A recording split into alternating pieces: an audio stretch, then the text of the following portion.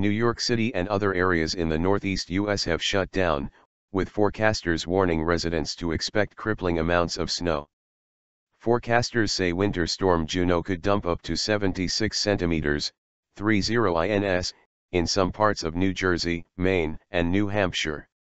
All non-emergency vehicles were banned in New York City from 2300 hours on Monday, 4 o'clock GMT Tuesday, and subway services were suspended. Similar measures were in place in Boston, Massachusetts. Some 60 million people may be affected. An emergency has been declared in the states of New York, New Jersey, Connecticut, Rhode Island, Massachusetts, and New Hampshire.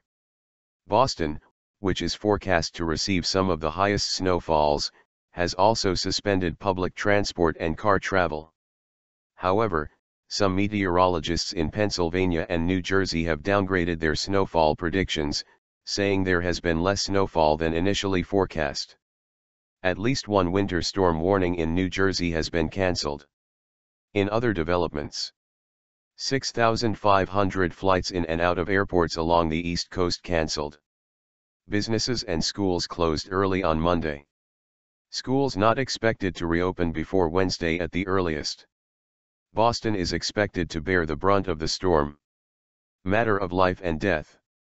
The National Weather Service, NWS, earlier warned that a potentially historic blizzard was approaching the Northeast. Glenn Field of the NWS in Taunton, Massachusetts, told the BBC on Monday that the storm would be worse than previously thought. Hurricane force winds of up to 80 miles per hour, 130 kilometers per hour, would batter Cape Cod, Nantucket, and Martha's Vineyard, he said. Mr. Field said the heaviest snowfall would come in the early hours of Tuesday, with 15 inches expected between 1 o'clock and 5 o'clock, 6 to 10 o'clock GMT, and 30 inches in total in parts of Massachusetts. New York Governor Andrew Cuomo warned residents against violating the driving ban in 13 southern counties of the state. If you are in your car and you are on any road, town, village, city, it doesn't matter, after 11 o'clock, you will technically be committing a crime. It could be a matter of life and death, so caution is required, the governor said.